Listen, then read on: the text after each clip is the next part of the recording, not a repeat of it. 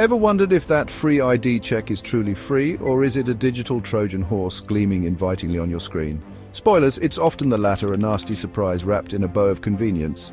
These sites, promising quick and easy verification, pop up with alarming frequency. They whisper sweet nothings about security or exclusive access to services. But what's the real price for this supposed free pass, you ask? It's your precious personal data, your digital fingerprint. And sometimes, oh yes, it's much, much more than just that. So why do we, clever humans, fall for these digital charades? Well, convenience is a remarkably powerful and often blinding drug in our fast-paced world. Need to access a new app quickly? Applying for a remote job that seems too good to be true? Just verify your ID. The friendly pop-up chirps, often with professional-looking graphics.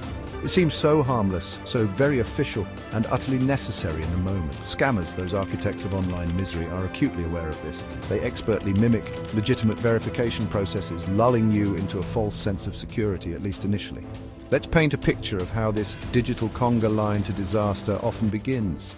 Imagine this scenario. You receive an email or a direct message. The subject line screams, "Urgent, your account requires immediate verification to avoid suspension." It looks almost identical to messages from a trusted platform, a bank, a social media giant, maybe even a government agency. A convenient link is, of course, helpfully provided for your clicking pleasure. Click here to secure your account now, it urges, stoking that little flame of panic. You wouldn't want to lose access, would you? Of course not. The simulated conversation often goes something like this.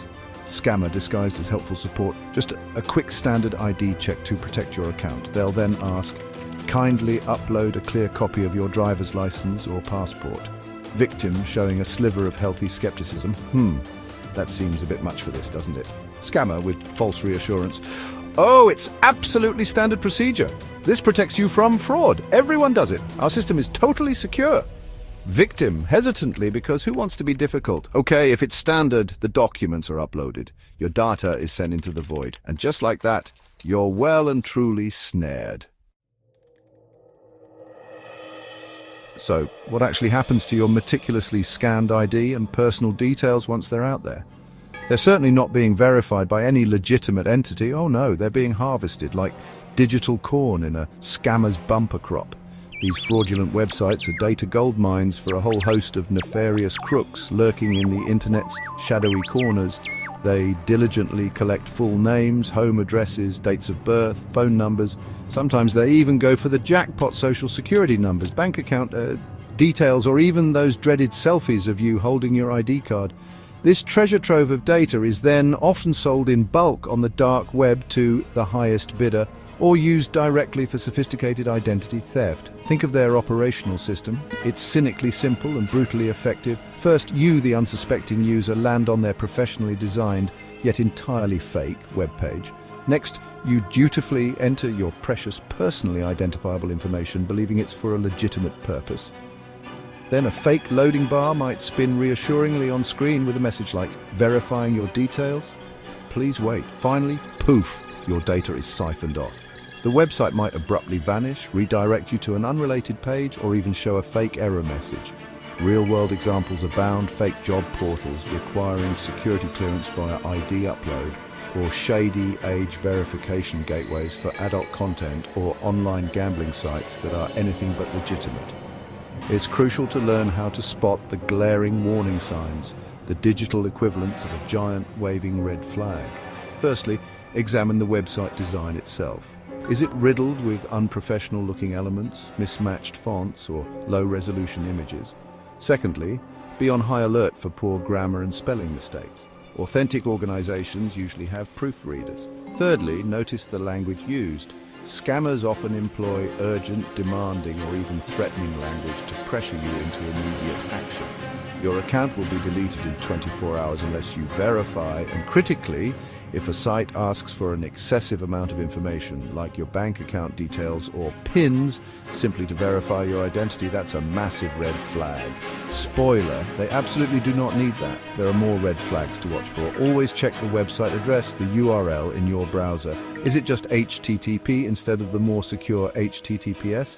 While some scam sites now cleverly use HTTPS, its absence is a definite warning. Do they relentlessly pressure you to act now using phrases like limited time offer for verification or only 3 verification slots left? That's highly suspicious. Are there aggressive pop-ups demanding your details the moment you land on the page? Run away, digitally speaking. Finally, is the no privacy policy visible, or is it a wall of confusing, nonsensical gibberish?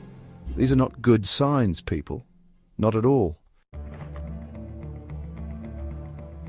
All right, let's say the worst has happened. You've been scammed, your stomach drops. Don't just panic indefinitely, though a brief, controlled panic is understandable. You need to act fast, decisively. Your very first call, if any financial information was shared, should be to your bank or credit card company. Inform them about the potential fraud immediately.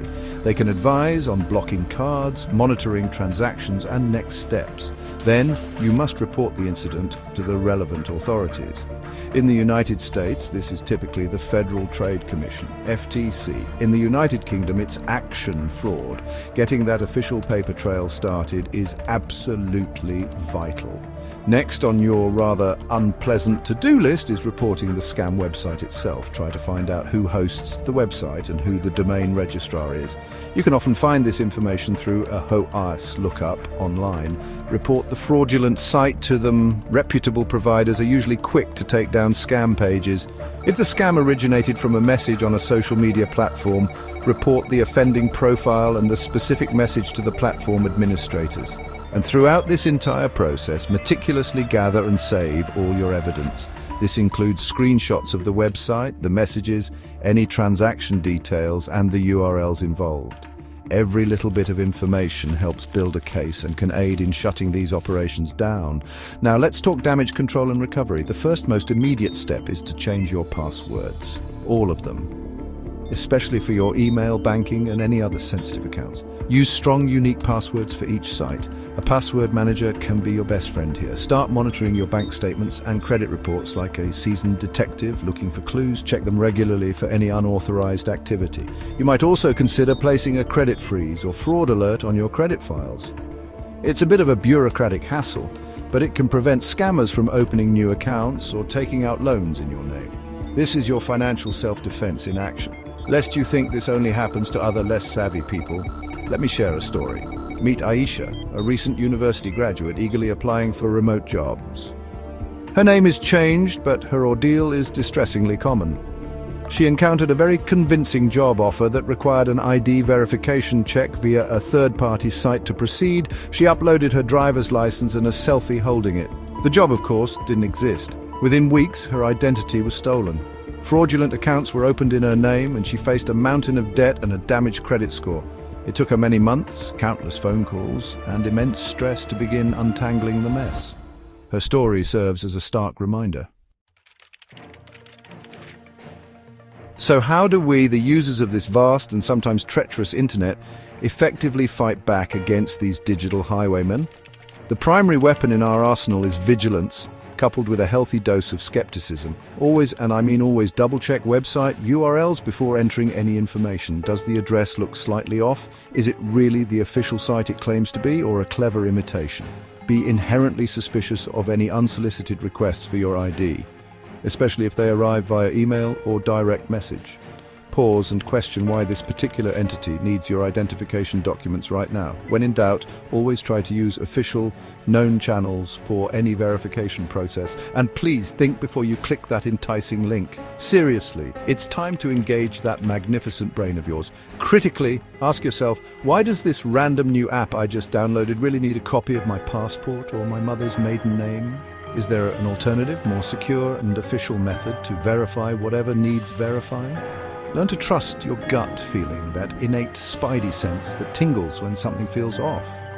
If a website or a request feels fishy, it almost certainly is. Don't let the fear of missing out, FOMO, on some amazing offer, or the pressure tactics employed by scammers override your better judgment and common sense.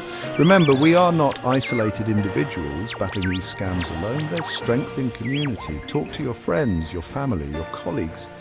Especially share this knowledge with those individuals in your life who might be more vulnerable to such deceptions, perhaps older relatives or those less familiar with technology.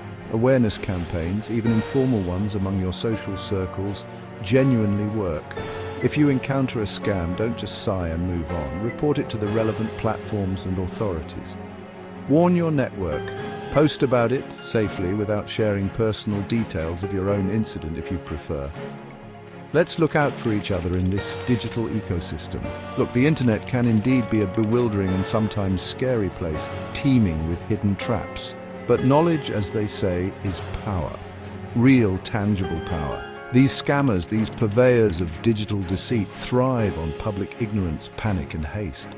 By staying informed, by cultivating a habit of digital vigilance, and by sharing what we learn, we can collectively turn the tables on them.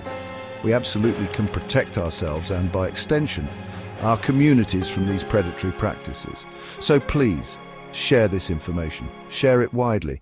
Help create a safer, more secure digital world for everyone. Go on, do it. For all of us.